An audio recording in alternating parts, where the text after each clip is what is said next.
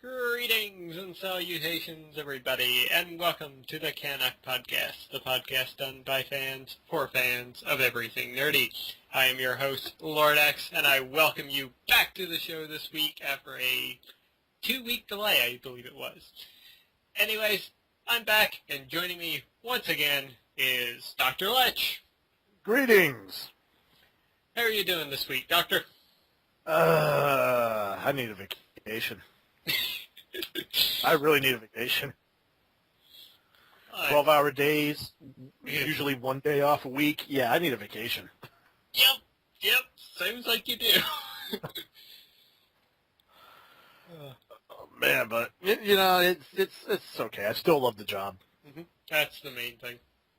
Despite all the stress. Mm-hmm. Well, as long as you love your job, that's all that really matters. Yep. Now, only if my job would love me. No need sigh. Forever alone. Forever alone. And, well, speaking of vacations, I just got back from mine, which means that, didn't really have any notes prepared for this week, so, well, we don't have stories to go over. Of course you have stories. There's always stories to go over, but I have to ask, how many platinums did you get this week? I actually only got the one from X-Men Destiny. While I was home, I actually...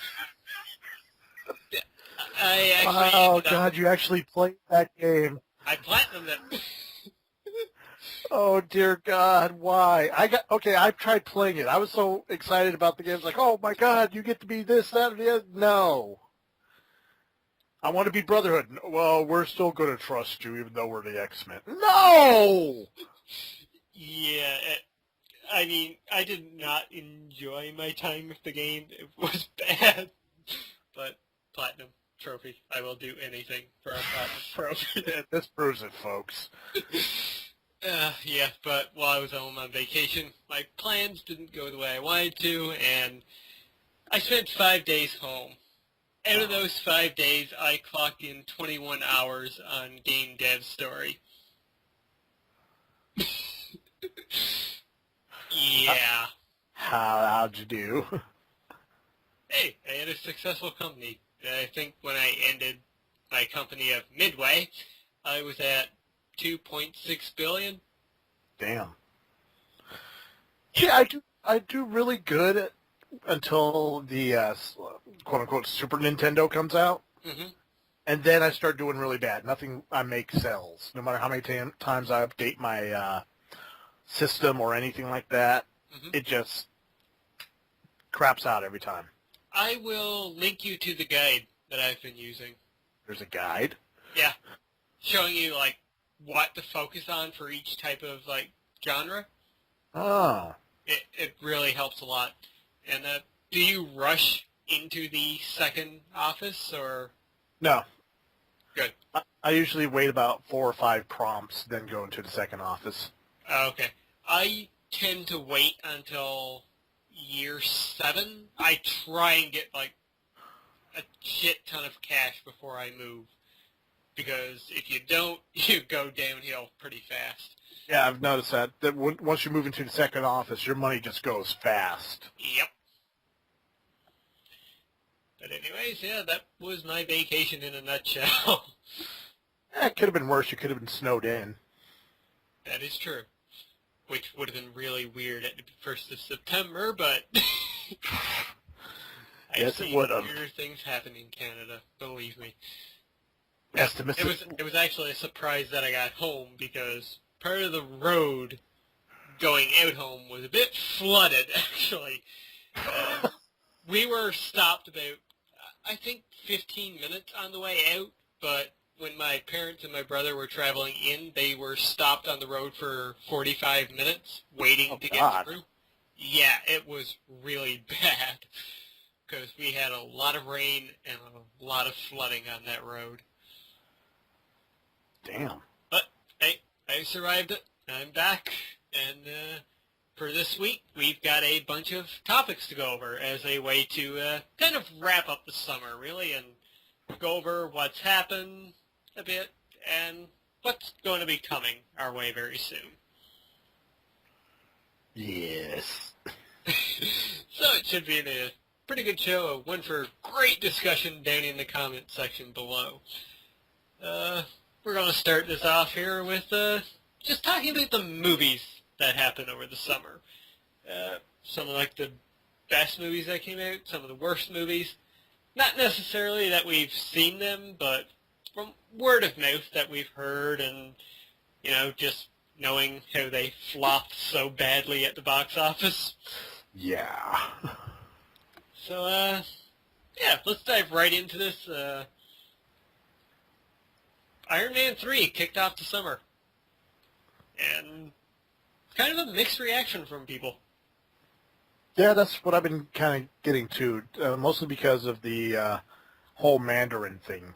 Yep. Which, to me, that made sense. Mm-hmm. Same here.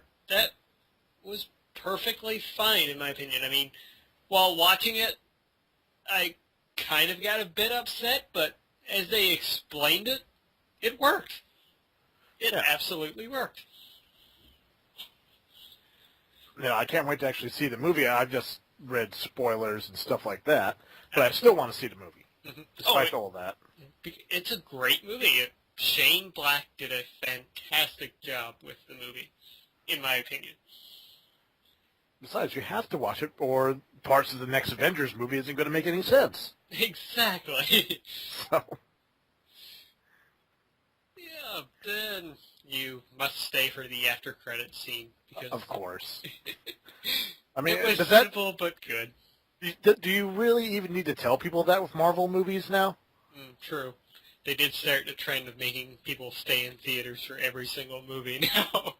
Yeah, I mean, it's a good gimmick. I guess it keeps people glued to their seats. I mean, every movie does it now. Yep. Every good movie, I should say. Yep. For the most part. Yeah. As we were talking about after credit scenes, the Wolverine was a surprise hit this summer, I thought.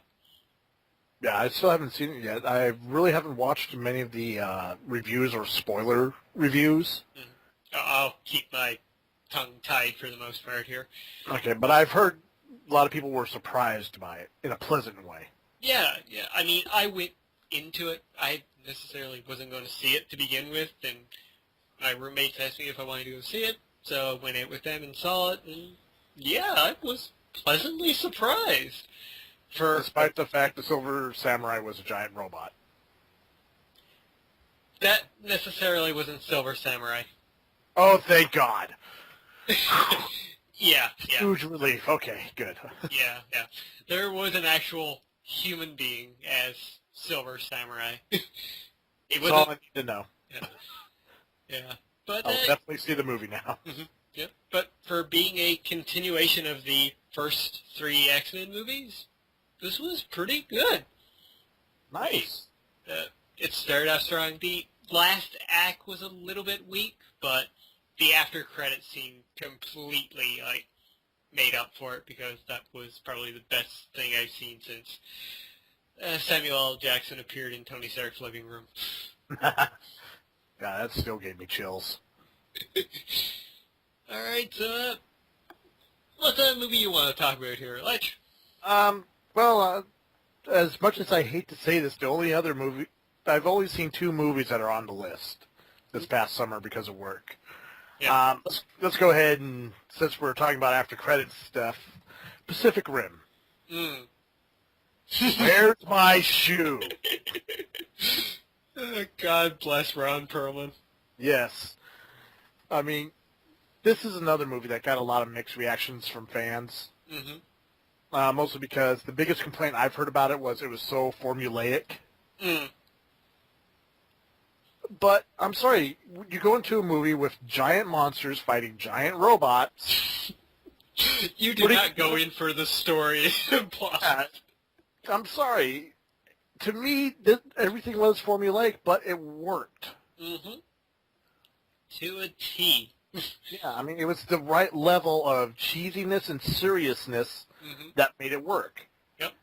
And another complaint that I heard was the 2 scientist characters, they were both way too over the top.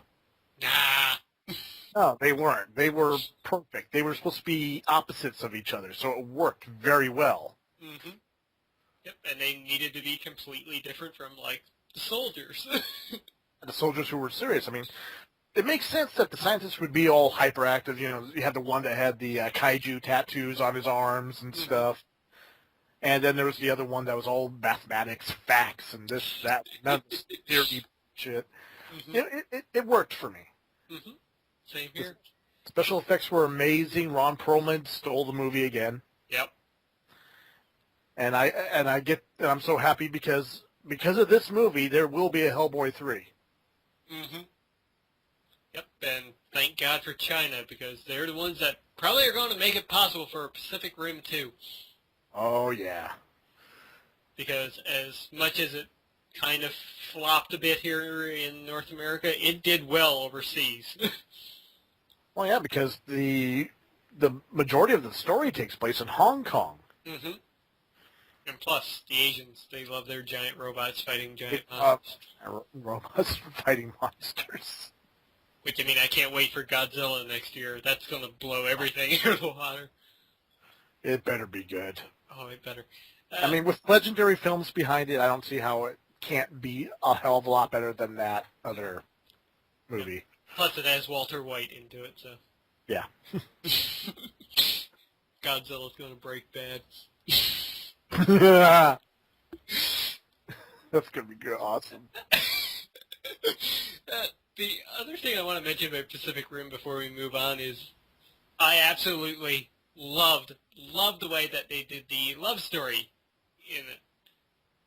Because at the end, the two characters, in any other cheesy movie, they would kiss. Yeah. They did not kiss. Yes. They hugged. Plus, well, to me, it made sense because it's the way the, what they call it, the mental handshake. Mm-hmm. These two were at a point that they were beyond intimate. Yeah, exactly. So, a kiss is nice and everything, but... They were much closer than that already. Exactly. So the hug, to me, made more sense than just, oh, come here, blah, blah, blah, blah, you know. You see in all the other action movies. Yeah, yeah. You know, it's just... I'm sorry. Guillermo del Toro is a fabulous director, and he understands cinema better than, well, most anybody else. Yep. You know, he essentially made a summer blockbuster with all the elements of every other summer blockbuster, but he made it relatable to everybody. Mm-hmm. It was a movie you didn't have to switch your brain off to watch. Yeah, and even if you did, it worked just as good. Yeah. But yeah, definitely the surprise hit of the summer, I think. Oh, definitely. I'll definitely be getting the special edition DVD when it comes out. Mm-hmm. Yeah, you go for the Blu-ray combo pack. Yeah, that's right. I'll have a Blu-ray player on November 15th, but we'll get to that later. Mm-hmm. Let's see here. Well, continuing with like comic book movies of the sort, we also had Kick-Ass 2, which was great. Haven't seen it. I want to see it so bad. Mm-hmm. The other big one, of course, Man of Steel. Ooh. Which... Nerd rage all over it. I liked it. I absolutely liked the way they went with it. Once again, haven't seen it. Watch spoiler reviews. My only complaint is what they did with Pa Kent.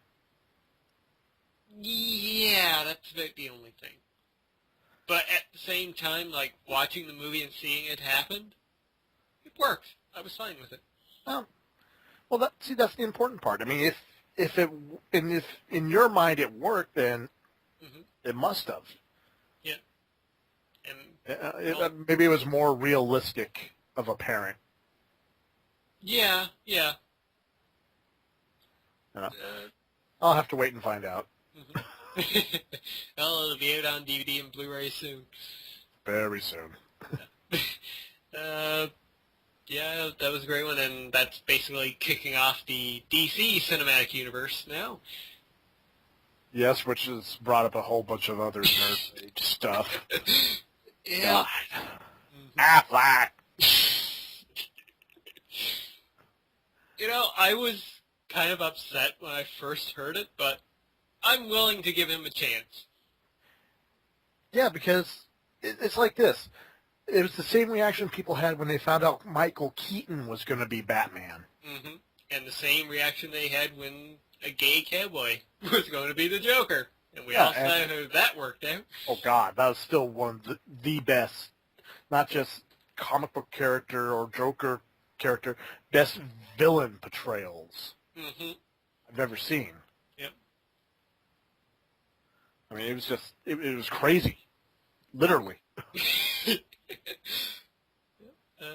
So you're going through our list here. One that neither of us saw, R.I.P.D., which apparently was completely horrible. I tried reading the comic years ago. It just didn't really grab me. I thought it was really disappointing that it ended up being bad, because the first trailer I saw for it, it actually looked pretty good. Oh, yeah, that's what trailers do. They look good. True. Very true. But then you watch it and you realize, oh, God, what a steaming pile of shit. Let's see, what else do we have here? We had a bunch of animated movies this summer. One that you saw. Yeah. Yes, Monsters University. Pixar, once again, knocked it out of the park. You know, I am absolutely disappointed myself. I did not see this. How sad is it that the guy in the skull mask goes to see this movie and you don't? You know? I wanted to. I absolutely wanted to, but just never got the chance. I mean, it's one of those rare prequels that set up the first movie so well. I mean, everything made sense. Nothing was seriously retconned.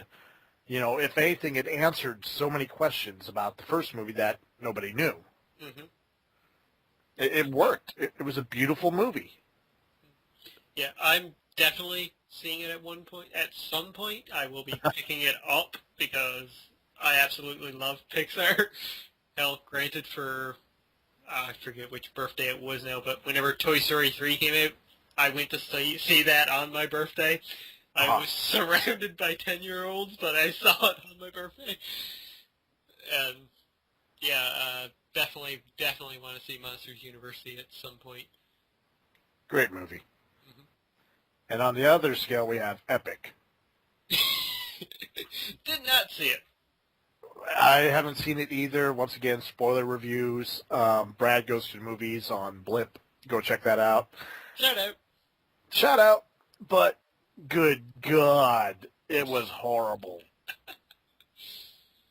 I mean, horrible. Well, speaking of horrible, we also have the Smurfs 2 that came out this summer.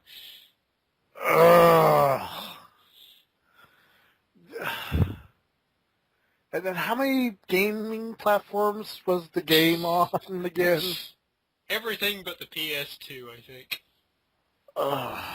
And it flopped hard. Thank Christ. Maybe, you know, I really wish movie producers would start realizing this. You know, before they start just cranking out all these sequels that are just dumbed down the moviegoers. You know, I mean, Smurfs 2, God, another movie that just came out, Grown Ups 2. I mean, seriously, was there a need for Grown Ups 2? No. The first one was bad enough. Yeah, and so they were like, hey, you know what? This made a lot of, you know, this had a big opening weekend. Let's do it again. Exactly. You know? I mean, it hurts. It hurts. And I love going to the movies. I love watching movies. I love studying movies. But when they start just churning out pointless crap. Yeah, look at the, like, Scary Movie franchise. Oh, God. The spin-offs that came from that. Now, do they even release those in the theater anymore, or are they direct to DVD now? Sadly, I think they still do release them in the theater. And they must do horrible because I never see a commercial for them. Mm-hmm. I mean, like, okay, I'm not trashing on old sequels, like Star Trek Into Darkness. Mm-hmm. I've heard nothing but great stuff about that. It was fantastic. And I'm so excited that it's coming out on video soon so I can get a copy of it and watch it. It's just... I love the first movie. Mm-hmm. Even though, they kind of retconned the universe, but there was a lot of things they did in it that made sense, like the whole Spock and Uhura thing. Yep. To me, that was like, wow, that works. Mm-hmm. I can't think of a reason for those two not to be together, especially this version of them. Mm-hmm. Yeah, J.J. Abrams put his own little twist onto it, and it was great. Yeah, it made sense. Yeah. It was, appreciating the past movies while at the same time becoming its own thing. Yeah. And from what I understand, it was a good movie. Mm-hmm. Action-wise, story-wise, special effects-wise. Yep. I gotta see it. Mm-hmm. And Brendan Cumbersnatch, or however you pronounce his goddamn last name, he played a great role in the movie, too. Yes. I loved his character.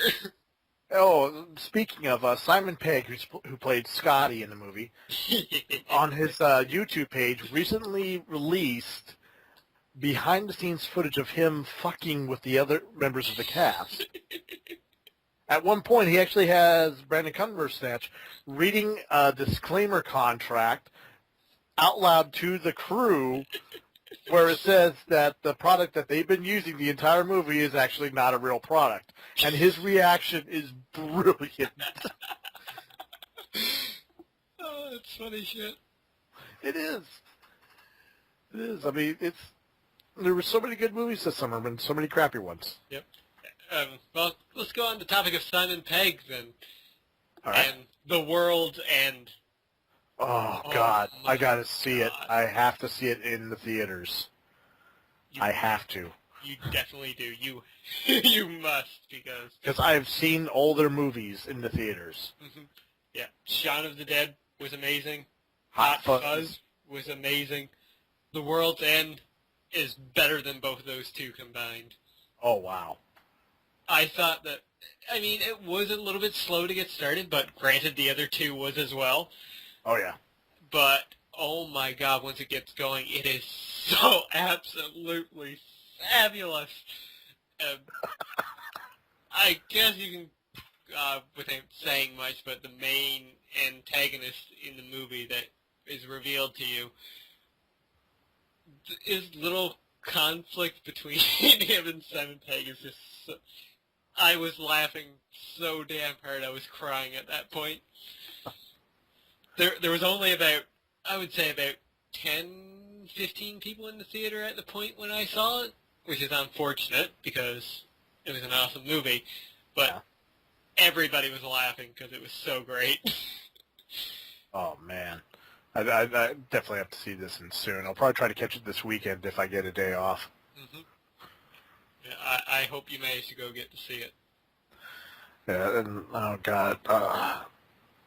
There was another movie I wanted to talk about real quick. The movie that, when I saw the ads for, looked really good. Mm-hmm. Then I found out who made it. Because Oh, at no point did I see this person's name in any of the ads. Mm-hmm. After Earth by M. Night Shyamalan. I had a funny feeling that was coming. Dear God, how bad is it that you're such crap you don't even put your name in the advertisements anymore? Yep. Apparently, And sure enough, everybody that I've talked to that's seen it hated it. Mm-hmm. Apparently, it was so bad that Will Smith is actually in talks now to actually go back to the Independence Day sequel.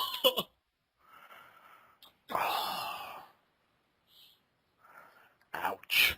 Yep. That's got a ouch.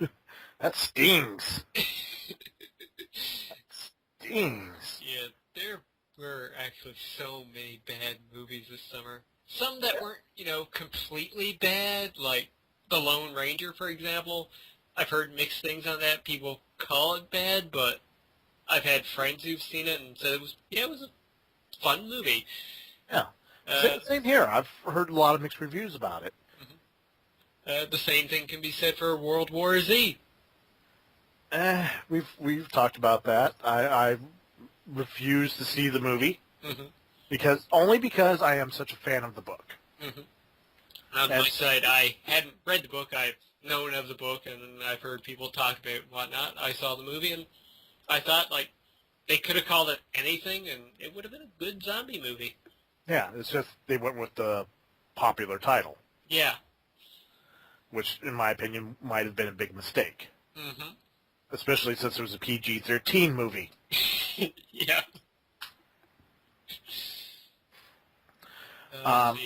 Another surprise one that I've heard about was White House Down.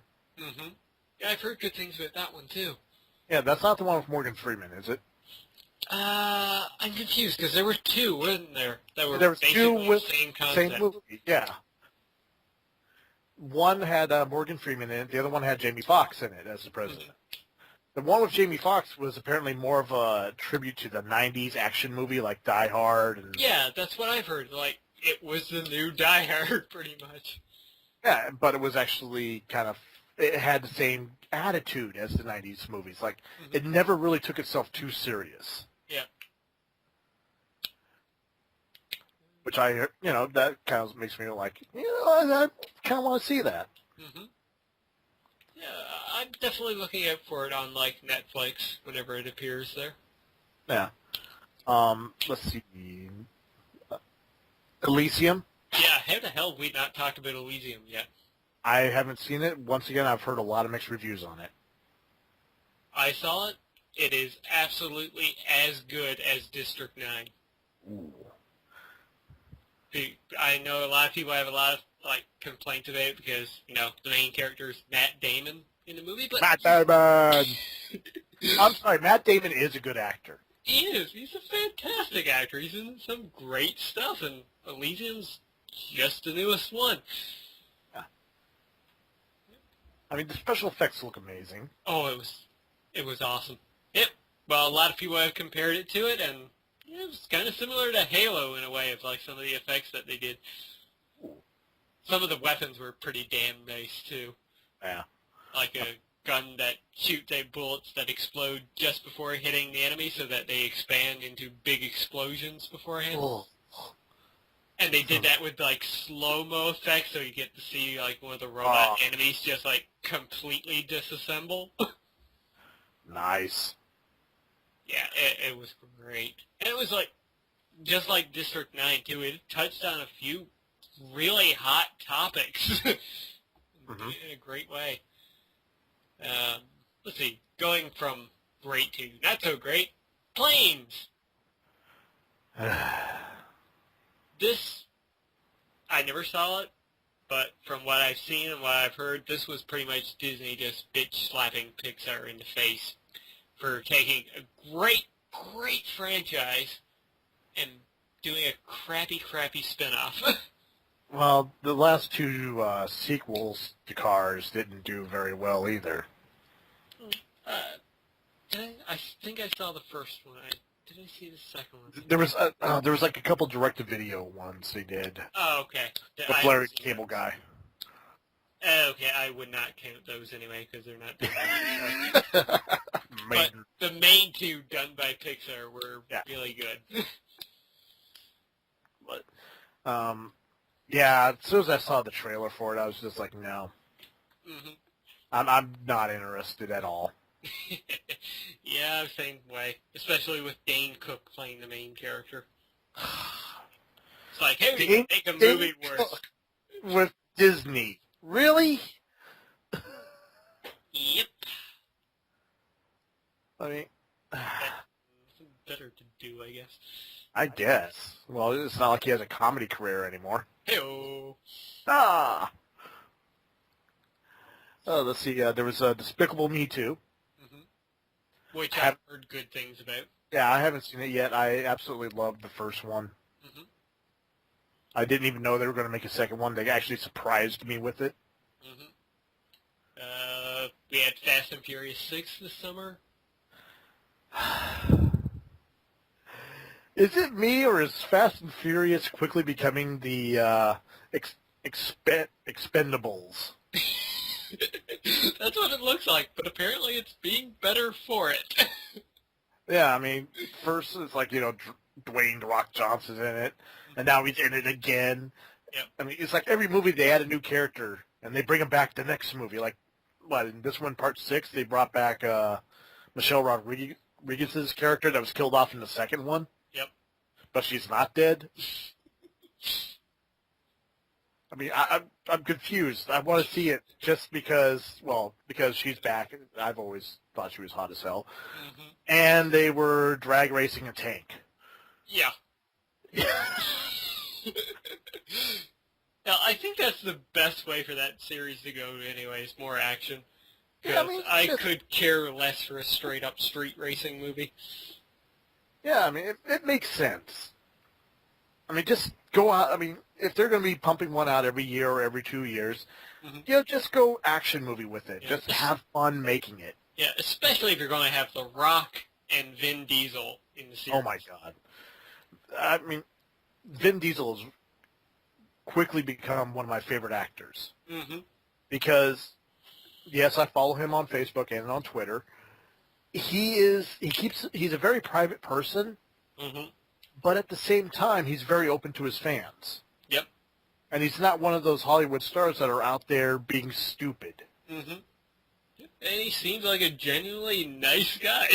Yeah, he does, which surprises me. Yeah, given all his... Yeah, all this, I'm going to kill you characters. Hmm. And speaking of I'm going to kill you characters, I mean, fucking Riddick, Hmm. which isn't on your list. That's because, well, if you look down into the bin watching section... Okay, so we'll touch on that later. All right, Yeah. another movie that's not on your list that should be on your list, Oblivion. Did not see it. I actually forgot about it. So did I, because they weren't really pushing it too much marketing-wise, but from what I understand, it was a damn good movie. Like, it is classic sci-fi. Okay. I heard mixed opinions onto it. Let's see. Peter Jackson 2. Yep. Yeah. How did that happen? I never saw the first one. My daughter read the book. Thankful. She said the book was good. The movie sucked. Yeah. I watched it on Netflix one day, and I wanted to go get a refund for it. I felt the same way when I first watched Call the Conqueror. But, yeah, they had to jump in that. And then there's the last one on your list. Yeah. The Mortal Instruments, City of Bones.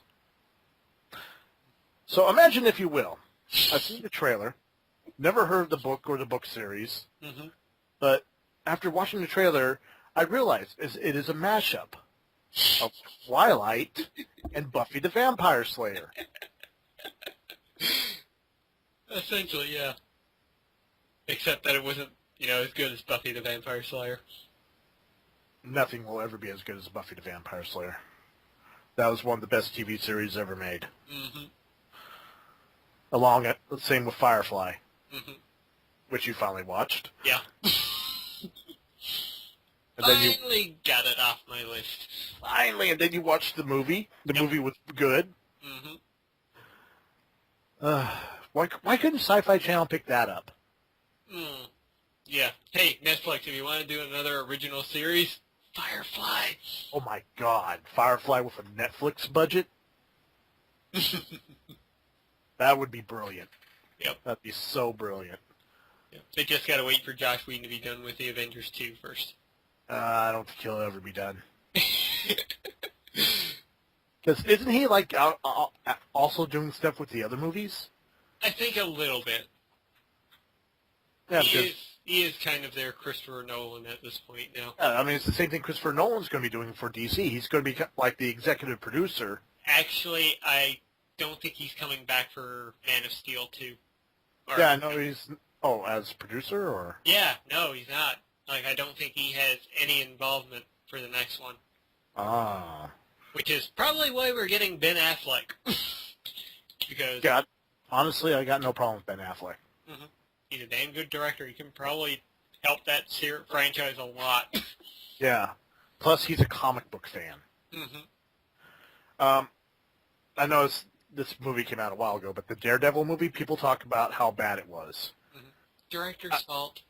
No, not the director's fault. Believe it or not, not the writers either. Producers. Okay. Seriously, if you ever feel brave enough, find a DVD and listen to the director's commentary. Okay. He goes in at length about all the problems all the producers gave him throughout the making of the movie. Okay. At one point, there was even a lawyer on set at all times, every time Jennifer Gardner had a scene, to make sure that her hair was down. Wow. And at the scene where, she got all dolled up and had her hair up and looked absolutely beautiful at the dance, that lawyer threatened to have the movie shut down. Jesus Christ. Yeah, that's the kind of stuff he was going up against. Okay, then. I mean, after seeing that, I understand now. It's like, oh, so it's really not his fault. It's really not Affleck's fault. It's actually the production company. The producers, people giving them the money, trying to put we want this in the movie. We want this in the movie. Yeah. The same reason why Spider-Man 3 was such a fucking disaster. Exactly. Oh, we need Venom in this movie, but this story has no room. You can make room for Venom. Okay. It's a classic producers ruin the movie.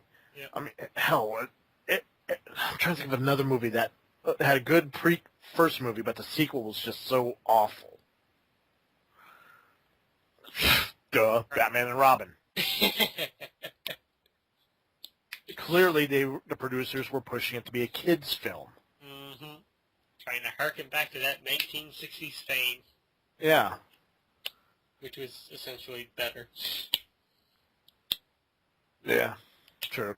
It made it more family-friendly and everything, but it's just, for a Batman movie, it just kind of ruined it.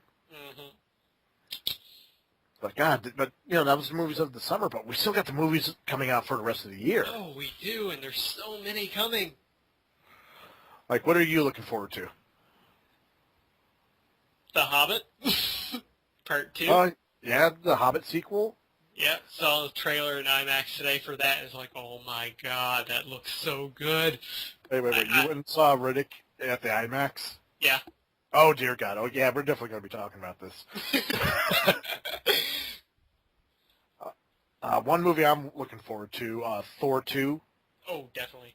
Yeah, I should have mentioned that one first. I mean, I'm the Marvel nut here. Well, we both are. Yeah, true. And this one's going to be, it's looking amazing. Yeah, bigger budget.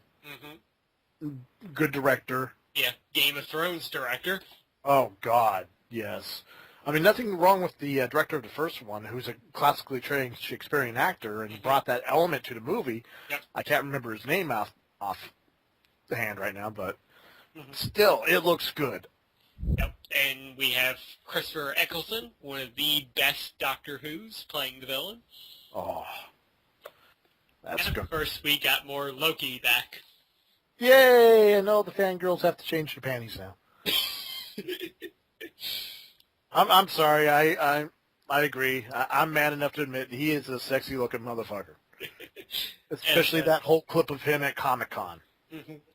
Oh, that was just fantastic of him doing that in character. And he had so much fun doing it. Yep. The director of the first one was Kenneth Branagh. Yeah, that's it. Great actor. Great actor, too. Yep. So, yeah, definitely looking forward to Thor 2. One of my absolute favorite books ever. Probably my absolute favorite book ever. Ender's Game is getting a movie. Oh, yeah, that's right. With Harrison motherfucking Ford in it. Yeah, and Ben Kingsley. Indeed. as a not a Zulu warrior, a Maori warrior, Mm-hmm. which, total what the fuck on that one. Well, it's no odder than his portrayal, or I Of the can't Mandarin, think of the yeah. word. Yeah, his Mandarin performance. Yeah, totally looking forward to that. I'm worried as all fuck at the same time because I definitely don't want it to be bad, but Sorry yeah, about that. definitely I looking forward walked to in. it. No worries. All right, bro. Have a good night at work. Okay, so what else do we have coming out yet this fall? Oh, Oh my god, I just remembered it. What? Anchorman 2.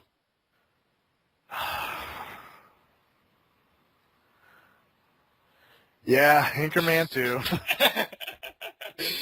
I'm sorry, I am such a fanboy of the first one that I am completely looking forward to the second one. And it comes out 5 days before Christmas. Oh my god. Yeah, I love how It's the first time I've been looking forward to seeing Will Ferrell around the holidays, I tell you that. well, someone has to. I'll throw it out there. I'm not a big Will Ferrell fan. I'm not either, that's the thing, but... He annoys me. He's like Adam Sandler. He annoys me. Mm-hmm. I don't think Adam Sandler's funny. I don't think Will Ferrell's funny.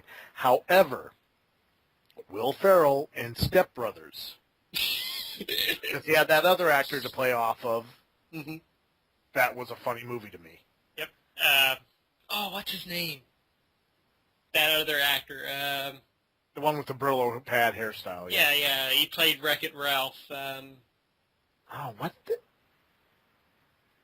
Why is his name not coming to me now? I mean, he's a recognizable actor. You see him everywhere, but remembering his name sucks. Yeah, and he's going to be in Guardians of the Galaxy, too, next year. Oh, jeez, that's right.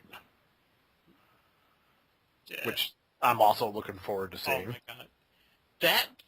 I am absolutely looking forward to it, and at the same time, I keep looking at it as like, this is becoming the weirdest fucking movie of all time.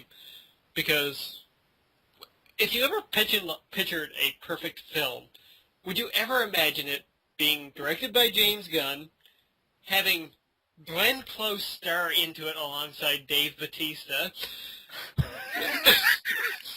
See, right there, gone. You lost me. You have a talking raccoon being played by Bradley Cooper now, which got announced last week, and partnered up with him is Vin Diesel playing a talking tree. Whoa. Vin Diesel's playing Groot. And Groot? it hasn't been officially confirmed yet, but from what Vin Diesel has said, he has pretty much confirmed it himself. Which he's good at doing. Yeah. So yeah, we have Bradley Cooper as a talking raccoon and Vin Diesel as a talking tree. When the fuck did you ever picture that happening? Never. From the guy who created and wrote and directed Romeo and Juliet Mm-hmm. to doing Guardians of the Galaxy.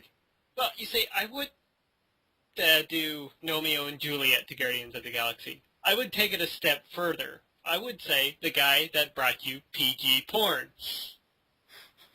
That stuff is brilliant. This is the man who is giving us our next, Captain America 2, which we'll talk about now in a second. But this is the guy that's going to be bringing us the next big Marvel movie. Actually, the next big franchise in the Marvel Universe. The guy who gave you PG porn and wrote the script for Lollipop Chainsaw. The American script. Yeah. Because Pseudo 51 did the Japanese script, which explains so much. Jessica Deary. I'm sorry. Moving on. Yep. Captain America 2. That's out next April. Another big Marvel movie we're both looking forward to. Winter Soldier, yes. Which a lot of people, still complain a bit about the first Captain America movie, but it's still next to the Avengers, it's still my favorite Marvel movie to date. Oh, God, yes. Hell, going to see that. Me and my dad went and saw that, Mm-hmm. the Captain America movie, Mm-hmm. and that got him hooked. Yeah. Then we went and saw Iron Man 2. He liked it. Then we went and saw Thor. He liked it. We went and saw Avengers, and he loved it. Mm-hmm. It was a good movie. I don't care what anybody says. And the sequel is looking absolutely better. Like, I've read the play-by-play of the scene they showed at D3 this year, and oh my God, it's like they've nailed it, really. Talking about how Cap, just jumps out of a plane with no parachute to assault this ship. He's knocking out guys left and right, and all the while Black Widow's just chatting nonchalant with him, like, what about that girl in, the secretary? Think about asking her out? just like nonchalantly, like, while Cap's trying to do his mission, right? Honestly, that makes sense. I know I say that a lot, but think about it. Here's people who spend every time they go out on a mission, they know they could die. Yep. But yet, they have such an advantage over everybody else. Mm-hmm. Captain America, he's the super soldier. Mm-hmm. It would make sense that they're nonchalant about it. To them, it's just another day at work. Yep. And, well, of course, we have the Winter Soldier story coming into play here, and if they follow anything like the comics, that's going to be so damn good. And from what I've seen of the costumes, Mm-hmm. looks like they might be. Yep. So, excited. Yep. Plus, we're getting more S.H.I.E.L.D. in this movie, which is great. Yep. Oh, God. Can we count TV shows coming out this fall, too? Sure, let's do it. Agents of S.H.I.E.L.D. Hashtag Coulson lives. Yes. That genius son of a bitch. Yeah, I am totally looking forward to seeing, like, how he survived. Oh, I'm sure he was hurt and everything, but Yeah, it's Agent Coulson. Mm-hmm. From what I've read, like, there's one little joke that Coulson makes within the first episode, something about him, having to hold his breath for a while. Oh, God. Not surprised. Yeah. Matter of fact, there was a meme it was a short-lived meme. Mm-hmm. It showed a picture of Iron Man, of Tony Stark, yeah, Loki, and Agent Coulson. Mm-hmm. And then there was like 3 other objects next to them. Yeah. One was a bottle of beer. Mm-hmm. The other one was a gun, and the other one was a cat. Yeah.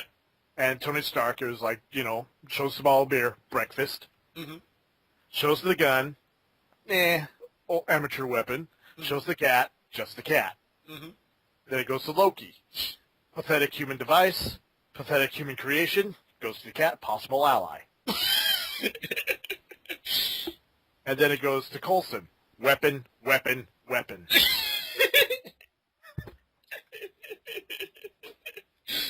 Sounds about right.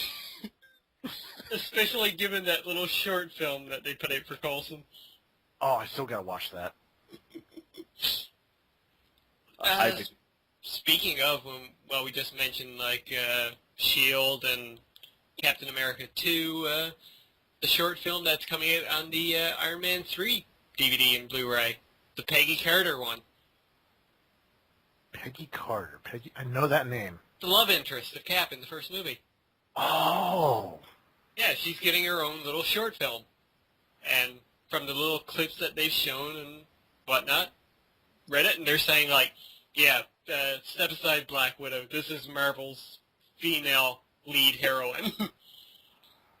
That's right, because she was an agent of, she was liaison for MI6, if I remember correctly. Yeah, and she becomes part of the division that eventually becomes S.H.I.E.L.D. Oh. That's something to look forward to. Now we've talked about Marvel movies and whatnot. The DC front, we've got... No, wait, that's 2015. Yeah, Still, you got still, a few years. yeah. 2014, DC. They got shit. Seriously, there's no DC comic book movie next year, which is kind of disappointing. No, because they're gonna concentrate on 2015, while their animated studios are gonna be just pumping it out left and right. And those are continuously great. Solid fucking movies. I recently saw Superman Unbound, Mm-hmm. the Brainiac storyline. Yeah. Brilliant. Mm-hmm. I saw the what is it? The Flash one, Flashpoint. What? Wasn't it just called Flashpoint? No, it was Justice League Flashpoint. That's what it Okay. was. Where he travels back in time, screws things up. Mm-hmm. That, my God, that was great. I still had to see those two. You are missing out so much. I mean, if they can get these people doing the DC movies, you know, it would be literally a battle in the box office between Marvel and DC again. Yeah. That would be great. I mean, It would. That's the disappointing thing. Like, DC did so well, like, animated-wise. Even their animated Batman movie that they put in theaters was extremely good. And they Mask of the Phantasm? Yes. And they haven't done anything since. Which surprises the hell out of me, because people would go see the hell out of those things in theaters. Yeah. And the Green Lantern movie that they did a year before the movie came out was 1,000 times better than the live-action movie. Mm-hmm. And it took the time. It was still a 90-minute movie. Mm-hmm.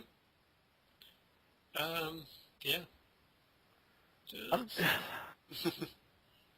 Is DC becoming the Microsoft of the movie world? Are they making all the wrong decisions? I don't think they've ever started making the right ones, to be honest with you. Like I said, with their animation companies, they've been making the right decisions. Yeah. It's just their live-action stuff has not been the greatest. No, it hasn't. Not until Nolan came around. Yeah. I mean, don't get me wrong. I still have problems with, voice box cancer Batman. Yep. But it was still a good movie. Mm-hmm. Yeah, it definitely brought some more life back into the dying DC live-action universe. Yeah. Let's see, what else we got coming next year? Well, we've got The Hobbit Part 3, which will be out. No idea what the hell they're going to do with that one, because... I imagine there's going to be a giant dragon. Well, that's the thing. The second one's revolving around the dragon. Whoa, they're jumping to Smaug already? Yeah, the second one's called The Desolation of Smaug. So it leaves the third one's like, what are they doing for the third one? Are they just taking the house to Isengard? Yeah, I know what they're going to do. An hour and a half of closing finales. Me and a friend actually joked about that today when we saw the movie. It's like, is the third one just going to be like 15 different endings? And you're cutting it short, too. You said an hour and a half. It's going to be... Yeah, that's long. 3 hours long. Who am I kidding? Extended edition, 4 hours. And I love Peter Jackson, too. He's a great writer, great director. Mm-hmm. I mean, it's just so easy to pick on him. Mm-hmm. Because he loves his subject matters so much. Yep. Well, a little tie into that with Sir Ian McKellen.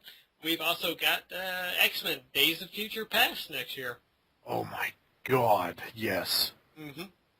And as scary as fuck as it is to, link the great new series of First Class to what became the horrible, horrific cast of the first three movies, it's definitely something to look forward to. And it has Peter motherfucking Dinklage in the movie, too.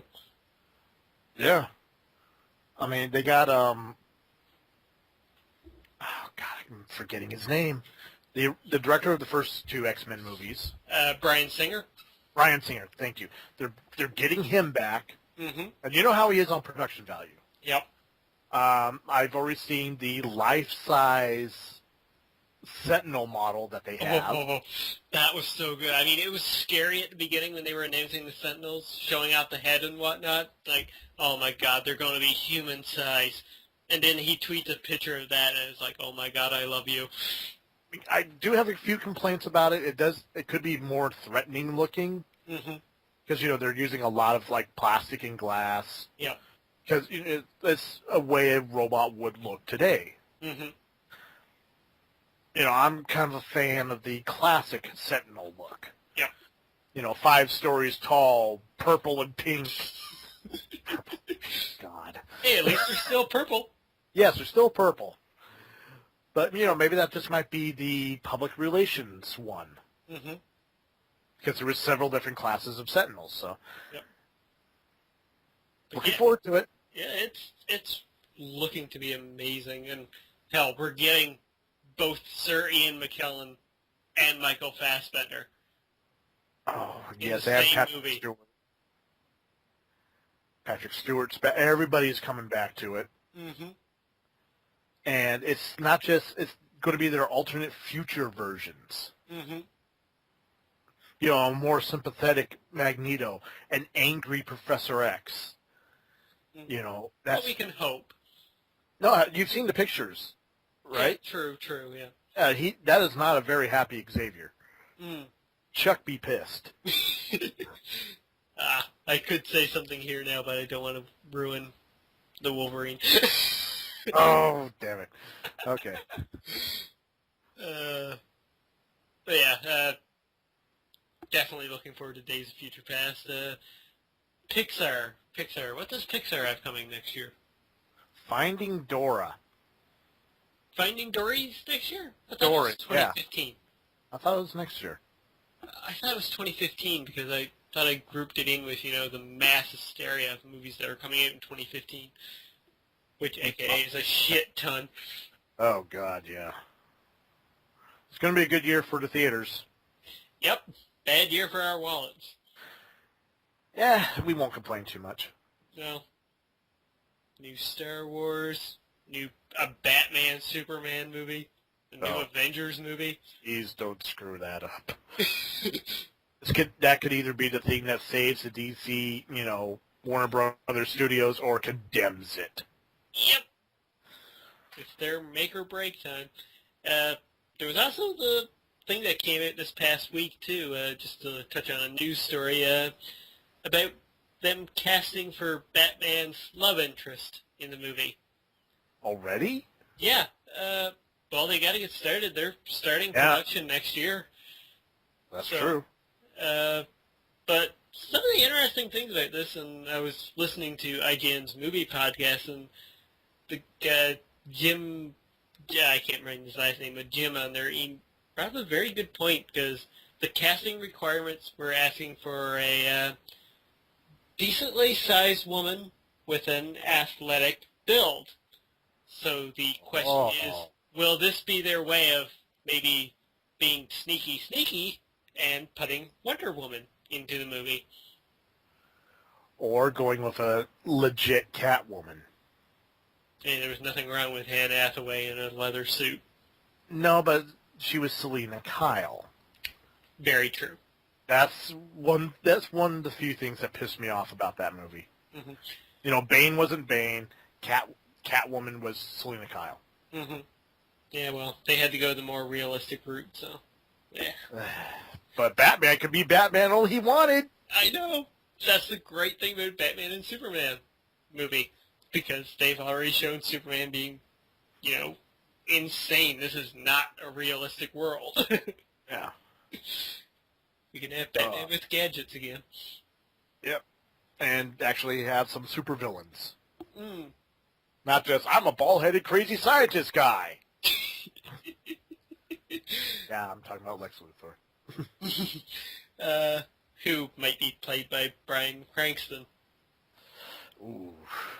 Which, God, I mean, he's laughed off the rumors and everything and has said, like, oh, that's news to me, but give me a call. I'd be down with it. Luthor seems like a nice, misunderstood gentleman.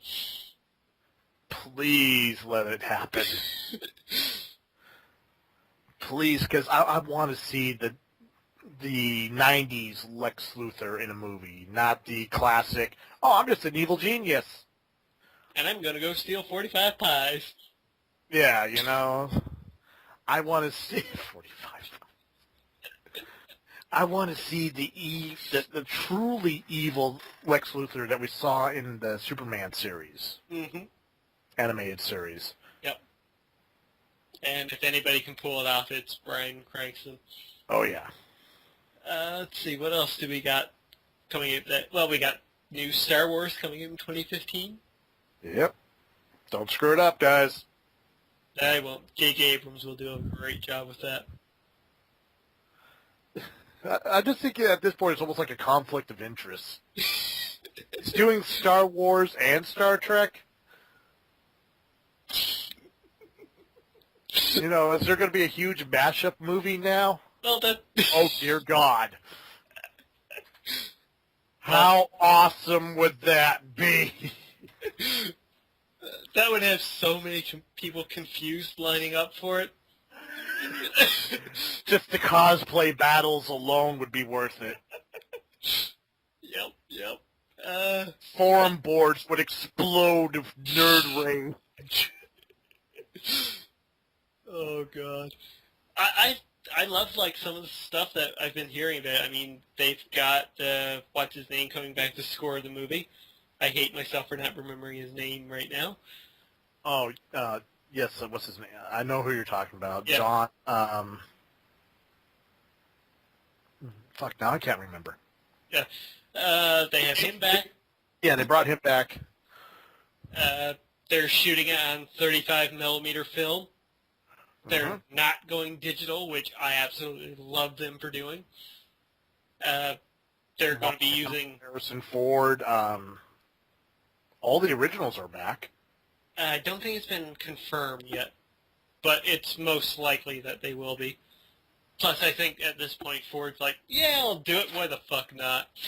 Yeah, that seems to be his attitude with movies lately. Yeah. Like when somebody asks him, like, would you do Indiana Jones 5? He's like, yeah, sure. Yeah, I need the money. Yeah. Plus, I'm Harrison Ford. I'll do anything now. Yeah. And that they're using less CGI and more props. Good. But, yeah, there are a shit ton of movies to look forward to. And yeah. My word, we're almost breaking the hour point right now. Yeah, that's how passionate we are about movies. So let's dive into a bit of a gaming conversation now. And yes, let's. Well, it's been a long ride, but once November hits, the next gen arrives.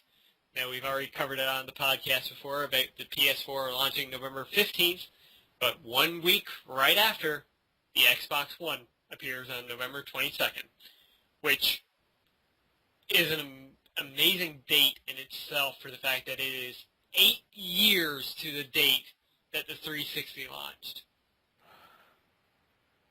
That shows you how long of a generation it has been this time around. Yes, it does. And it's also surprising that Microsoft is actually allowing Sony to go first, in North America at least. I think so.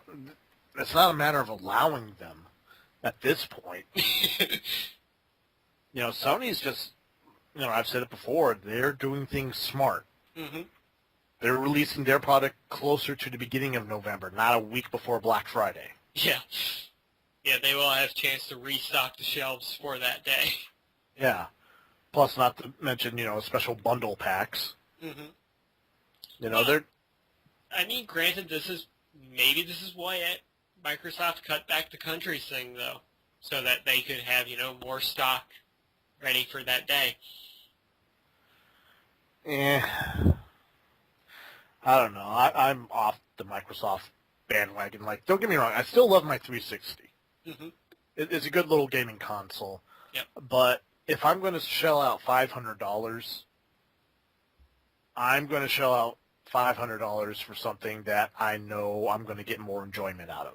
And at this point, Microsoft's, like, exclusive games, like you look at, they had to get Dead Rising 3 because they had nothing of their own franchises. They had Forza, and that was it. Yeah. And sports games. Tons and tons of sports games. Mm-hmm. And I know people have, like, gone crazy for Titanfall, even though I'm kind of meh on it right now. Mm-hmm.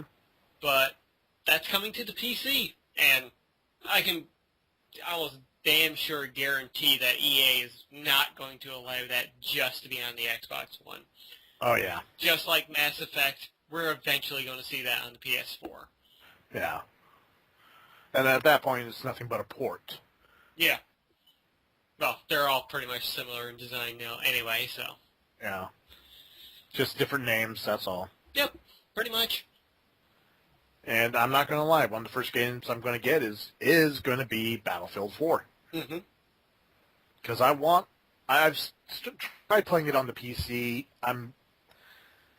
I can't do it on the PC. Yeah. I use a controller, Mm-hmm. and I can't even begin to keep up with keyboard users. Mm. Use Use a wired controller then? Yep, I use a wired controller. Okay. And I can't keep up with the keyboard. Mm. Because those guys are just so much faster. Mm-hmm. That's true, yeah. You know, I'm not even going to front. I'm a PC noob. Mm-hmm. Don't expect much from me. Yes. Well, diving into, like, a little bit more, our thoughts on, like, the two systems now. Like, we've seen E3, we've seen Gamescom, Sony's having their pre-Tokyo Game Show press conference at 11 p.m. Pacific time tonight, 3:30 a.m. for me. But, yeah, like, some things have really changed since then, and some are rather good almost for both companies, really. Yeah. Go on. For me, it's the Xbox One being all changing their product basically to match what the PS4 is going to be like. Mm-hmm. Getting rid of the Kinect, making it so, oh no, you really don't have to be online with Kinect all the time. Mm-hmm. Changing the way their indie games are going to be taken care of. Yep. Changing the way their game sharing is going to be taken care of. Mm-hmm. You know, it's been the only thing I've seen from Xbox is just backpedaling. Mm-hmm. Which is both good and bad, because it's like good on you for listening to the consumer, or they didn't really listen to the consumer; they listened to their pre-order numbers. Yeah. But good for them for like changing it. But at the same time, it's like, wow, You shouldn't have had to change it to begin with. Yeah, do you really know what you're doing at this point? Yeah, well, the PS4, I've never been a fan of the, outside of the my PS2, Mm-hmm. I've never really been a fan of the PS system. Yeah. But the PS4, looking at it, it has everything I would want Mm-hmm. in a good gaming system. Yep. Just the being able to record gameplay footage. Mm-hmm. Without having to go out and buy a, $150, $200 capture device. Yep. I know, especially for, both of us, like, the being able to use Twitch with the PS4 now, that's going to be great for us. Yeah. It's what I want. I want a PS4. Yep. And the funny thing is, too, like, some of the details that have, like, been said about the PS4 afterwards have been quite hilarious, really. I'm not sure if you've heard about the PlayStation Eye that they've talked about since. Oh, their version of the Kinect? Yeah. It does voice commands, too. But the way they, like, announced that was, like, kind of nonchalantly. They were talking about the camera, and it's like, yeah, and it does voice commands and whatnot as well. It's like, because they know that's not what the consumer wants. exactly. They're focused on the core gamer. Yeah. It's like, well, we fucked up with the PS3. We heard you. Now we're going back to what you loved with the PS2. Yeah. Gameplay. Exactly. Great games, a great experience. Yes, we have all this social media stuff. We have the television stuff, which, by the way, they've like locked in a deal with Verizon, I think, or one of the companies anyway, we talked about it before on the podcast, about having their own television network. So it's like, that covers another thing that the Xbox One solely had. Viacom, I believe. Yes, Viacom, thank you. But they've had that. The I does all that stuff now, and they have the sharing. And it's just everything you want. I mean, yes, there's a lot of things about the PS4 that are similar to the Xbox One as well. I mean, they didn't really say it needs to be always online, but it came out recently that, say you're out driving somewhere and you're on your, well, don't drive and be on your phone, people, but say if you're out around and you're on your phone, you see a game on the PlayStation Store that you want, you can buy it on your phone, and at home, your console will wake up and download the game for you, and will then shut off after it's done, which that's a fucking awesome feature. Yeah. But that also implies that, you know, the system is technically, it has to be connected online at all times to do that. Yeah, but realistically, this day and age, what game system isn't connected online all the time? Exactly. Well, the benefit here is that it doesn't need to be connected on all times, but it just shows that, yeah, it's online at all times. But the way Sony went around telling people that was smart. They told us the experience, not how the fucking hardware works. Yeah. It's like, I love magic shows. I don't want to see them being done, though. Like, the secrets behind it. Yeah. Because it kind of ruins it. Exactly. And, you know, you might not necessarily like what you're hearing. Exactly. But yeah, that's good then. So overall, what do you think about, like, the release dates for the systems? Like I said before, PS4, that's a smart deal for them because not only because of Black Friday sale, it also gives them time to fix any bugs that might pop up in their systems. Yep. And they're releasing in the one market that they need to, you know, build back up upon, the North American market. They have Europe. Yeah, they have Europe. They got Asia. You know, it's North America they've always had problems with. Yep. I mean, well, we can definitely see how Microsoft is, like, really struggling for Europe right now because, yeah, they're releasing a week early in Europe compared to the PS4. And they're bundling in FIFA 14, of all things. Oh, wow. Really kissing ass with that one. Yeah, granted that is only on the day one editions of the console, not necessarily every pre-order. So yeah, they're really kissing up to Europe at this point. Oh, yeah. And I'm sorry, it's just the whole 8 years to the day is a cool gimmick. Yep. But with technology, you've got to give yourself some breathing room. Granted, I'm really surprised it didn't launch on the 4th with Call of Duty. Ooh, Call of fucking Duty, Jesus. But granted, that would have helped them a lot. It would have, because that's pretty much their game. Yep. And yes, now, it's on every system, but it's an Xbox game. Yep, and now it's going to be coming out on the PS4 before it comes out on the Xbox One. So that may swerve a lot of people. I mean, it might not mean a lot to a lot of people. I know that doesn't mean a damn to me, but that can turn a lot of people. Yeah, that really could. Can. I mean, there's no doubt in my mind that's going to turn a lot of people. Especially now with their whole transfer thing where, say if like somebody's gaming on their 360 and they have their character and they're playing there, it's like PS4 comes out and it's known now that you can transfer your character from the 360 to the PS4 version. It's like, well, I'm not losing anything by switching companies. Yeah. It's, once again, brilliant on Sony's part. It's just so fucking smart. Now, with all this talk about the next gen arriving in November, is it really arriving in November, or is it arriving next week? Dun, dun, dun. Because that's right. Yep. What's coming out next week, like? Grand Theft Auto 5.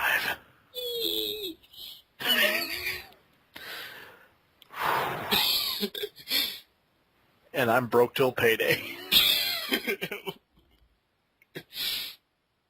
Oh, I might just have to get this one for the PC. Well, it hasn't been announced for the PC yet, though. Oh, you know it will. Yeah. Well, it hasn't been announced for PS4 and Xbox One either, which I'm sure it's going to happen. Rockstar's going to get their money for this gen first, and then about a month or so after, be like, yep, PC version's coming, Xbox One and PS4 is coming. And then the next month, the PS4, Xbox One. Mm-hmm. And then the Wii U. No. Never. Never, ever, ever, ever, never, ever. Yeah, GTA 5. It's literally a week away. And it looks beautiful. Mm-hmm. I mean, just... Quite honestly, I don't think I've been this excited for a game in a long time. And it's not just the game itself, it's the possibilities of the game. Mm-hmm. I mean, yeah, you have the main storyline, and the whole switching between characters is cool and everything, but at the same time, you have co-op play. Yep. And then, on top of that, you have the online play. Mm-hmm. Which I've said before, it's fucking virtual reality. Yeah, pretty much at this point. You customize your character. You do what you want to do. You can set up games to play online. Or you can just concentrate and build a gang. Mm-hmm. I mean, my God, that's brilliant. Mm-hmm. Oh, I'm so excited. I'm giddy. What do you say? I'm literally blown away. Mm-hmm. When I think of the possibilities. Yep. It definitely is. I'm not sure. Did you see the articles on IGN this past week? I really don't have time to read articles. Oh, okay. They had, like, GTA stuff almost every day, and the guy was talking about, like, the first 5 or so missions, or, like, 5 missions in the game that he experienced while playing it. And holy fuck, just, like, the stuff he was talking about, the little extra touches that they've added in just to make things so much better. One thing he was detailing was he was using Trevor, and he was on a motorcycle, and he was chasing this plane that was going down in the air. And as he's driving, there's a crossroads coming up, and there's this 18-wheeler coming down the street. Now he has 2 options ahead of him. He can slow down and wait for it to pass, or he can gun it.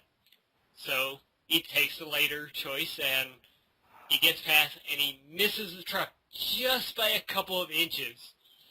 And he's like, that's the extra little touches. That's those little moments that they've added into the game that just make it so much better.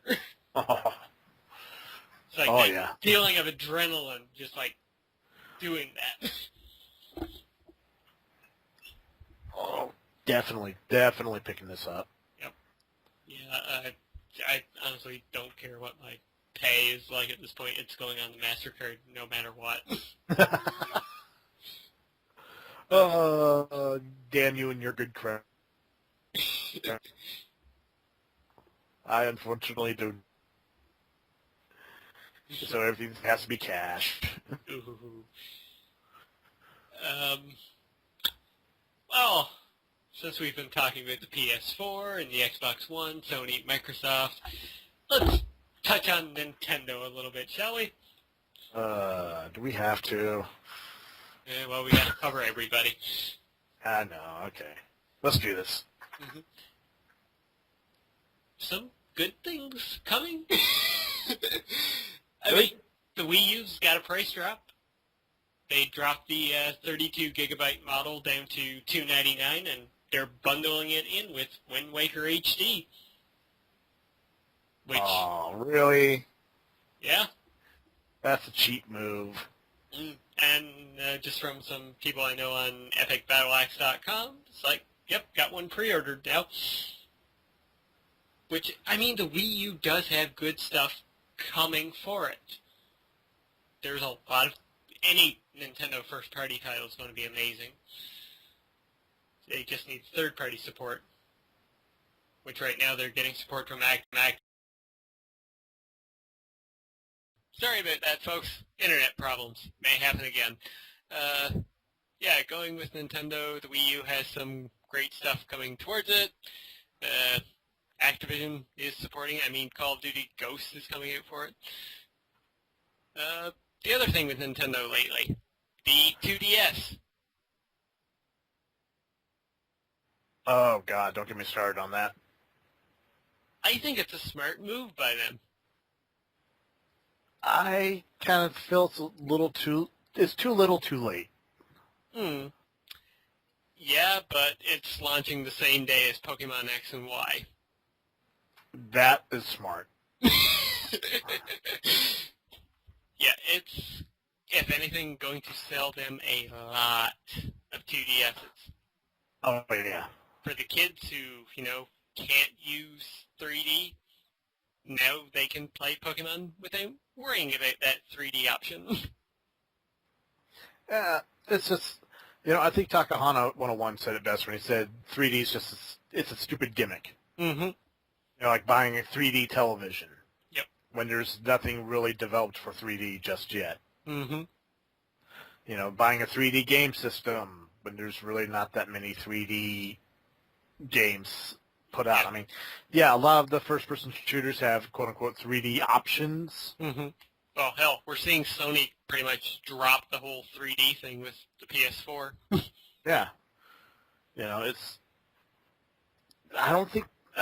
cool to go to the movies once in a while and see a 3D movie, but every day? Yeah. It's too much. It is. It's a lot of strain, and that's the reason why the 3DS didn't. Yeah, it sold big at first, but then, it's still selling pretty damn well now. Yeah, then all the things about the eye strain reports started coming out. A lot of kids going to bed with headaches because they're trying to force themselves to do the 3D. Yeah. It's just 2DS is a good idea. Mm-hmm. But it's hard to say. I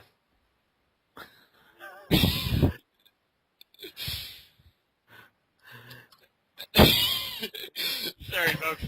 Just sending messages about my internet connection. Yes, I firmly believe Nintendo's trying to stop us as we speak. Yeah. They're trying to silence the truth. I see the little messages popping up on Skype. Oh, Skype's gone gray again now, saying I'm not connected. Even though that we're talking to each other right now, I'm telling you. All right, well, Nintendo, they're trying to stop us. Mm-hmm. All right, so let's try and move forward here. What we're looking forward to, I think we pretty much covered that in all topics. So let's quickly move into our been playing, been watching, and been reading section. And Lech, why don't you start us off? What you've been doing this past week? You can just basically run down through everything if you want. I have been playing Saints Row 4 and have been enjoying the hell out of it. Nice. I've been playing a lot of Minecraft. Still working on that. I've been playing the new Snapshot that just recently came out for 1.7. Mm-hmm. I'm excited. Hopefully it doesn't fuck me over like 1.6 did. Mm-hmm. I've also been playing the big mod, one of the biggest mods out there for Minecraft, which has been Feed the Beast. They came out with a new expansion called Unleashed, which is, I haven't got much of a chance to play with it, but it's like a combination of all their best mods in one package. Mm-hmm. And it's been a lot of fun. Cool. Awesome. So that's what I've been playing. How about you, X? What you been playing? Well, I mentioned earlier I've been playing a shit ton of game dev story, which will probably slow down now since I'm back in my town. Other than that, I've been playing The Walking Dead and Tales from Space, Mutant Blobs Attack. And I have not been playing these on the PS3, and I have not been playing these on the PC. I have been playing these. What have you been playing them on? I have been playing these on my PlayStation Vita. What? Yeah, I kind of gave in. The price drop, kind of attracted me to it, and all the, features they were talking about with the PlayStation 4. So it was like, yeah, I gotta do it, and I managed to pick up the Walking Dead bundle for $1.99.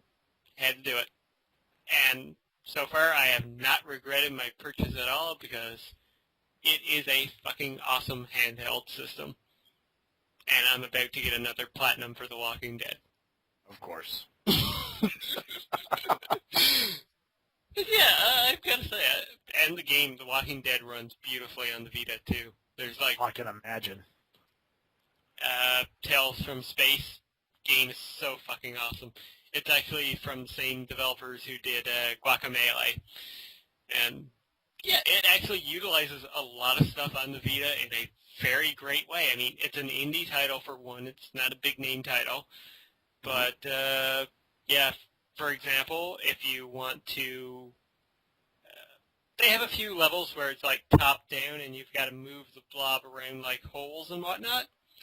But you're doing this by moving the Vita system itself using the gyroscope feature. Oh, nice. Yeah, so that was kind of neat. And there's some platforms and such in the game which you have to move. You move those using the touchscreen controller by holding down on the platform. The blob will shoot a lightning bolt from it to where your finger is, and you move the platforms like that. Oh, nice. Yeah. I mean, people say, like, touchscreens and whatnot, like, gimmicky features, but it worked extremely well for the game. And I enjoyed Been working for Nintendo all these years. Yeah. They also use the back touchscreen, too, because you can float around with your blob at some points in some levels. And if you push in on the back touchscreen, it actually powers up the blob a little bit more so he moves faster. Oh, nice. So yeah, I've been loving the hell out of it. And today I actually realized that the same headset I'm using right now, my Razer Kraken, I can actually plug that into my Vita and it works perfectly. Nice. Yeah. Which makes me excited because I believe PlayStation 4 has a similar jack on it, so I don't have to buy another headset. That's a relief. Yeah, or, use the one that's bundled in, which is basically just an earbud, which I really, really don't like earbuds. Neither do I. So yeah, that's what I've been playing this week. What have you been watching? Watching? Well, earlier I saw Riddick in IMAX. And how was it? Well, coming from somebody who has not seen Pitch Black and has not seen the Chronicles of Riddick, live action or animated, this was my first experience with Riddick, and I have to say, I really, really enjoyed it. And now I definitely want to go back and watch those other 3 films. Yeah, my main concern was, did they touch on the necromongers? I believe so. Okay, because that's kind of a big thing with the second movie. Oh, yeah, okay, going with those guys. Yes, they did. They showed how he went from them to... Okay, good, because that was like everyone's concern about the movie. It's like, hey, wasn't he like this big, high and mighty chief commander? Yeah, they show what happened to him. Okay, cool. Good. Okay, now I'm excited about the movie. Hey, coming from the guy who had not seen the previous ones, I really enjoyed it. And my friend was like, now you know what Pitch Black is like. Go watch Pitch Black. Yeah, Pitch Black was a great science fiction movie. Mm-hmm. And going with science fiction, I've also been watching Futurama this past week. Catching up. Because, well, this past week marked the end of Futurama yet again. Sadly, I've been unable to, watch it because I haven't had the networks to watch it on. But recently discovered while I was back home on vacation that they have the first 3 new seasons on Netflix. So I started watching it, and falling in love yet again with that series because no matter how crazy they go, there's so much heart and soul put into that show. Oh, yeah. Like, have you watched any of the newest seasons? I really haven't been watching much of anything. Oh, okay. Work. Fair enough.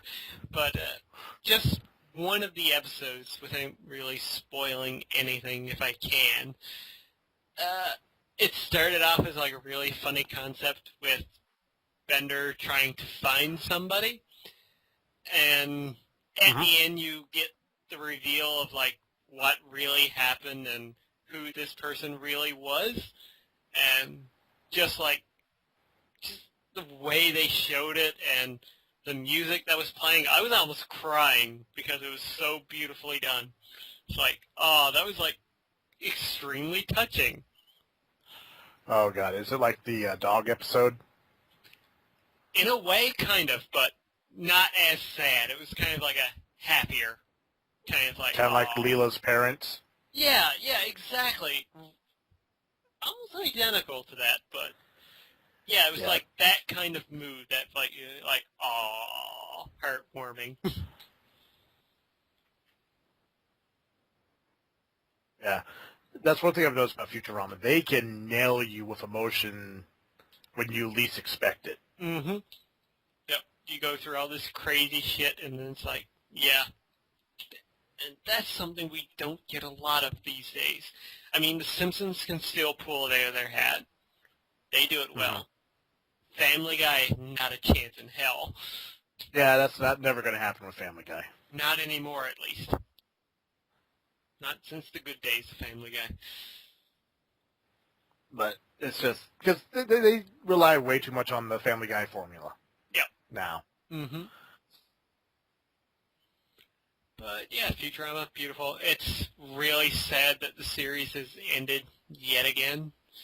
I mean, we'll get to see them once more, at least, in this. Hey guys, Lord X here. Sorry, but there were some technical issues again when we tried to finish the podcast there. So unfortunately, this is all you're getting for an ending today, is me wrapping up while editing. So, as far as shameless self-promotion goes, please go and check out the rest of my channel and the rest of Doctor Lech's channel. The links will be down in the description below. So, on behalf of Doctor Lech, I thank you for listening to the podcast this week. I've been Lord X, you've been awesome, and I will catch you later.